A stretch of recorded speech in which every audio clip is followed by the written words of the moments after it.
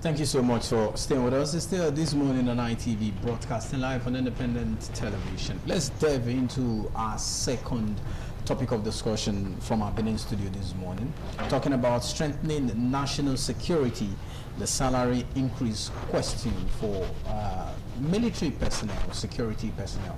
I have a security expert, someone who understands how the architecture of security works so much, the person of Reverend Dr. Sheriff Azeke, who is a security expert, to join us, make sense of this conversation. Good morning. This morning, rather. Reverend Doctor, good morning. Good to have you. Good morning. Thank you for having me. Thank you for coming around again. All right.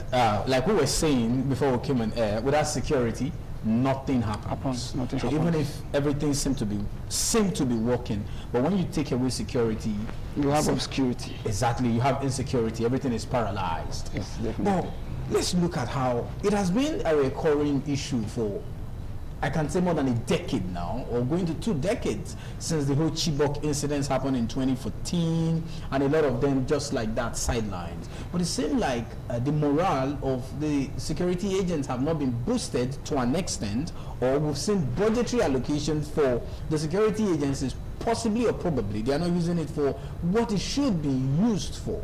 But now we're seeing a so-called or perceived increase in their pay, in their budgetary allocation. Do you think this will go a long way to help us put to an end, or to its barest minimum, what we've been facing for the past decade? Thank you very much. We must not forget that security is the foundation in which everything lies. Yeah. And security is the oxygen for survival. When you remove oxygen, what you see is death. So the managers of security should not be taken for granted, because when you pull them out from the system, there will be a kind of chaotic situation. And we must look at their welfare, which this program is all about. The welfare of our military and the welfare of our security agencies. Very, very important, because we have been talking about security here, and the security issue in Nigeria is a big problem, which is like a big monster that cannot be tamed easily. But the men on ground, for them to tame security, for the nation to survive, we must look at their welfare. Their welfare should be a priority to this government. And thank God, we've seen a little move. Some time ago, we came to the studio, we talked about these things and about their increments. I think the government listened, because this, what we saw a few days ago, is a sign that they listen to. Because when you have a listening government, it's very, very interesting. And what they've done, meaning they are listening, and it's just a step to the right direction. And this stage they are taking now, I think it's not the apogee of it, but it's just the beginning. And we talk about their welfare should not be joked with. For them to be motivated and do much and get better results, their welfare should be a priority. Very important. Now, beyond the increment, let's now look at the architecture, the hierarchy, because it seems like probably or possibly those at the echelon of the security affairs somehow, I'm not alleging, I'm trying to indict them, probably somehow, it's not trickling down to the people who are really doing the job at the grassroots level. Say the bosses up there, knowingly or unknowingly, some of them try to play the smart one in terms of the allocations that should be given to the junior officers, in terms of the welfare or the allowances that should be paid to the junior officers who are there, whose life are on the line, you know, trying to protect the integrity and the territorial integrity of the country. Do you foresee anything of such happening in our security architecture?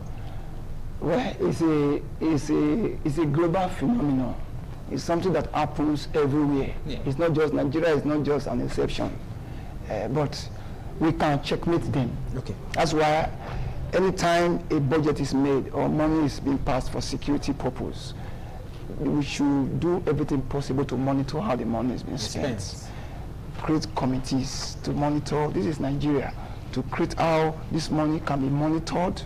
There should be check and balances and so on and so forth, so that the money can from the top go to the grassroots. Because we have seen in the time past, people allegedly say that the money on top does not come down. But I think the president for now should be able to look at it from that direction, which I believe he's going to do, to make sure that the money they invest, because Nigerians have been complaining, much money have been invested into security, but little have been seen. What is the problem? Trillions of naira have been invested into security, but we are still where we are. What's the problem? So I think the government for today should want to look at it very, very well, because the government is spending money for security. But what is happening between and after? So if committees are set before this whole thing to monitor the money, like I said, security money is like a shrine. I keep on saying it. Security money is. So when is this like a shrine? It's like a shrine. Okay. It's not something you. It's sacred. Because that money is tied to the salvation of lives. A lot of persons. To the nation, to the security of the nation. I mean, the money is tied to the safety of the people. So when the money is tampered, their safety is already tampered. Wow. And a door is already open for death. You've opened the door of death. If you tamper security money, you know what you've done? You've just opened the door of death. And definitely what you are going to see is people are going to die. Blood is going to be spilled. And when people die as a result of you tampering security money by opening the door of death, God will hold you responsible. People will hold you responsible. Even the blood of the innocent will hold you responsible. That's why people don't understand security money and other money, they are not the same. That's why I say security money is like a shrine. When you go to the shrine to pick something from the shrine, you know what is going to happen. There's a spirit, there are gods, there are deities. They will go after you. Go after you, go after your children, go after your generation until you return that thing.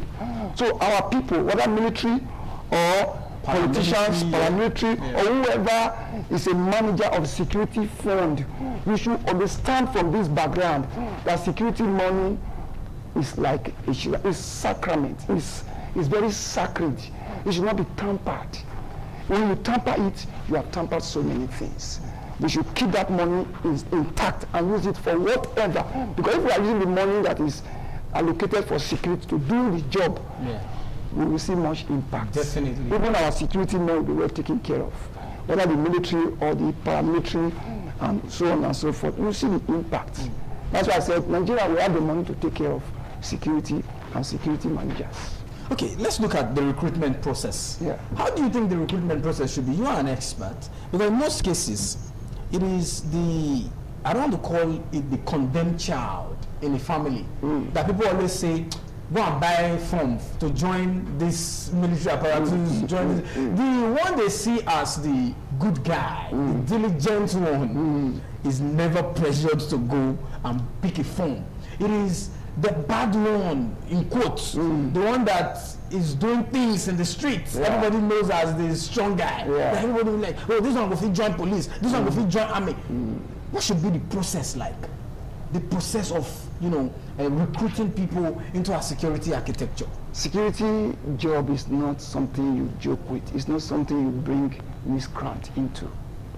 It's something you bring the best of the best, because they are going to manage lives. It's not something you just look and say, well, let's bring the nobodies. No, you bring the real people, because these are people who will be the custody of lives will be what they manage. They are custodians of lives. So you don't bring people who cannot manage lives. And we talk about recruitment. You see the level of recruitment is low when it comes to the security, military. In the past, when we talk about military recruitment, you lobby. Exactly. It's slot. Exactly. I have a question. When you get it, your community will rejoice with you. They will even big band, call whatever. They will celebrate you. That even the family will call everybody, say, one of us have joined the military. It's not easy to join. Pride. Very, very. It's not easy to join especially the military. It wasn't easy to join the military at that time. But today, even we can bear it, even not too far. Forms were brought. People were rejecting the forms. Slots were given. People were not rejected because of what they've seen over time. Yes, because military work, let us bend it down to military, or security work, it has to do with lives. You are signing your life. Joining military It's like you are signing your life. You are no longer yourself. You are no longer, you don't belong to your family anymore. You are giving yourself like a sacrifice to the nation. You've been taken over by the nation. You are now a property, you are national property. So your families, they don't have right to even, that's why when the person dies, they don't take the corpse home. You will be given military burial because this one belongs to us. So for such a person to, like, when I answer the call as a pastor, it's like giving my life. I disconnected from everything to God. I became God's property. My parents, they don't have connection, that right to keep on calling on me because they see me as this is God's own property. That is how we see the military. The soldiers, they are federal properties. For somebody to sign, you want to join the soldier or the military, you have already signed your life. For such a person, just like a reverend father, who want to be, a man want to become a reverend father. You know what it means? So for such a person to do such, should be taken care of. Should be given the best. They should even live better than others. Because this is government property. Government should be able to take care of his property. But what we are seeing is the reverse. We see some of them on the streets, see some of them on the highway, sometimes you just weep. They are government property. They should be given the best of life. We talk about 180 something or 187,000 for the list. No. When I came to that day, I said the list should not be even up to, it should not be 300,000. I said it here. The least payment, the least person in the military should not receive less than 300. What is 300,000? I told you here by my research, the least soldier in America received more than the highest general in Nigeria. Go and check it. Now they shifted the salary of the generals to about 3-point-something million. We think that money is still big. When you convert it to dollar, it's quite a small money. It's just 2,000 something. The exchange rate, just 2,000 something dollars, which the least soldier in America receives. So what are we talking about? Their welfare. They cannot come to the studio like this. No, they can't. exactly. You see, they are dying in silence. I have feeling for them. This is an internet world. When you go to the YouTube, you see some videos of how soldiers were being killed. You will weep. I don't want to use the word massacre. They were killed as if they were not trained, exposed to danger, because much had not been given to them. A soldier should not be played with. A soldier is a property of the state. Anything that disturbs that soldier should disturb the state. When you put all these things on ground, people will want to join. You don't begin to force people to join the military. You reverse the time as it was in those days. People will want to gallantly serve their nation. You see, patriotism has reduced. Nobody wants to sacrifice himself for this country because patriotism has reduced. Independence Day is coming. Last Independence Day, I did a research. I tried to find out people that put on the green, white, green. Somebody put on green, white, green, came out. He saw everybody watching him. They were mocking at him. He went home and changed. Before, when independence is coming, you see the joy, the exuberance, the happiness. You look forward. I'm going to put on green and white, green. But today, the patriotism, that's how it is in the military. The willpower to do the work has reduced. A man you give a gun, you should not joke with. You've trained him with a gun. Don't joke with him. You should take care of him. You should pamper him. You should put everything, make him comfortable, so that gun is carrying that you have trained for the other way. Use it that way. It's more dangerous to train a man and give him a gun and joke with him. Okay, let's look at the welfare of the families of these people, because in most cases they are the battlefront. They are not at home. A security personnel, military, basically, they leave their family for like a month or two, or because they've already signed their life for the protection of the nation, just like you said.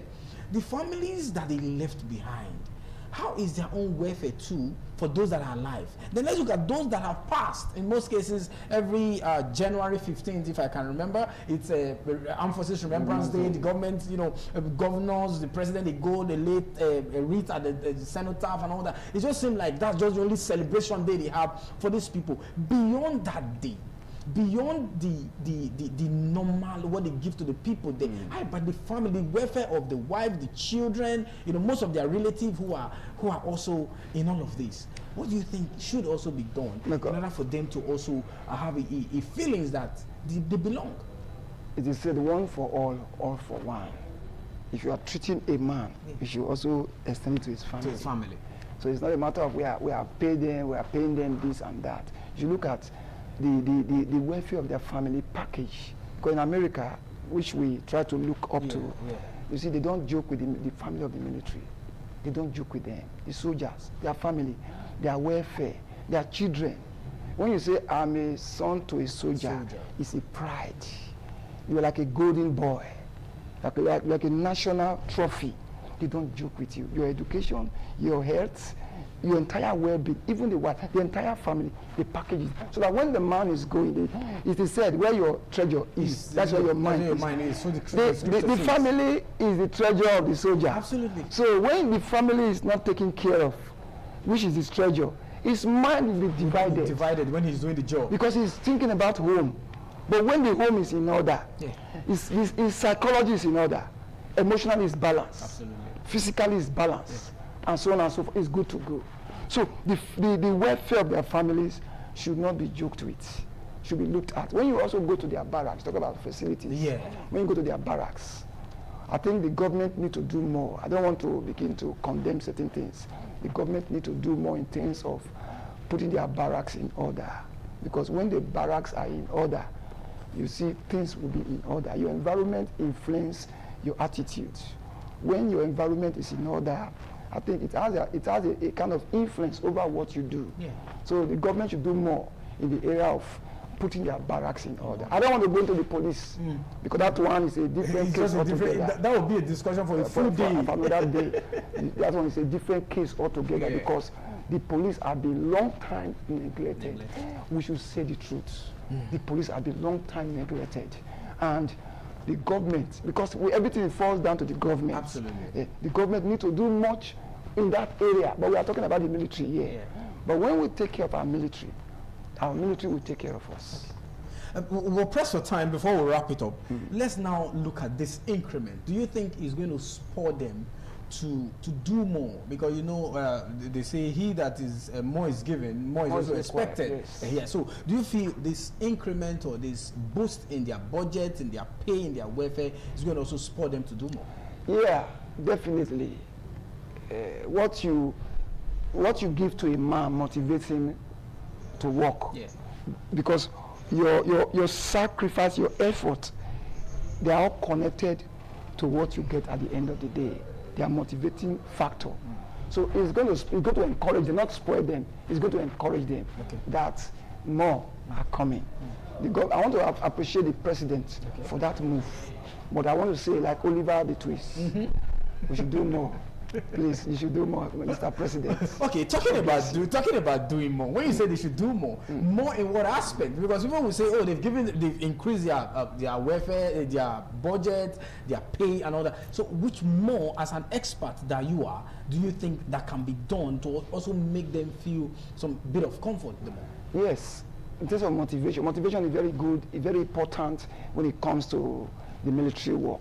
You motivate them psychologically, motivate them emotionally. In terms of family, we just talk about taking care of their families, giving them their amenities, their wares. Sometimes you see them even buying their own wares. We should give them good wares and those things. Even the salary we are talking about, we know it's not enough.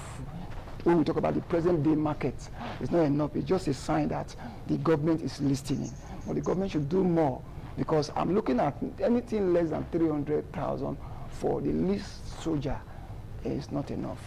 Talk about what they are doing, taking care of their families and the rest. Let's now narrow it to the state level, because we've seen some relationship between some state governors with some of the military bases in their state, knowing that, the military is a federal apparatus. It's the federal that controls. That's why the president is the commander-in-chief of the armed forces. But could there be some also relationship between these guys and the governors in terms of making sure their own welfare in their jurisdictions are also taken care of, providing some necessary equipment for them, and in most cases as well, probably establish some funds that they could be, you know, giving them some little things in terms of encouragement. That's I'm talking about the subnational level now, which are the states and all that. It's very, very important, because apart from the federal, they are also taking care of the states directly or indirectly, and they're also helping the governors to do their work in terms of security.